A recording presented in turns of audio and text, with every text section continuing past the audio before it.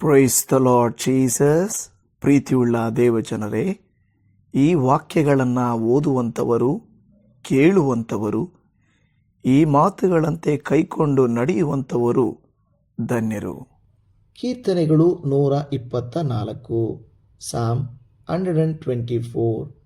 ಯೆಹೋವನೆಬ್ಬನೇ ರಕ್ಷಕನು ಎಂಬುದು ಯಾತ್ರಾಗೀತೆ ದಾವೀದನದು.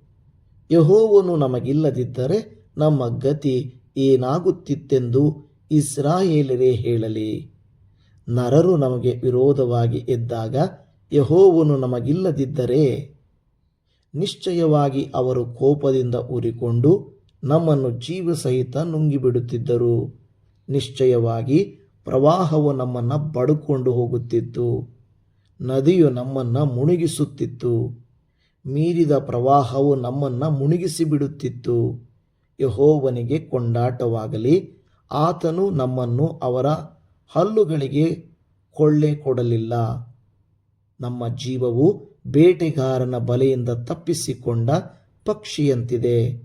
ಬಲೆಯು ಹರಿದು ಹೋಯಿತು, ನಾವು ತಪ್ಪಿಸಿಕೊಂಡೆವು. ಭೂಮಿ ಆಕಾಶಗಳನ್ನು ಉಂಟು ಮಾಡಿದ ಯೆಹೋವನ ನಾಮದಲ್ಲಿ ನಮಗೆ ರಕ್ಷಣೆಯಾಗುವುದು.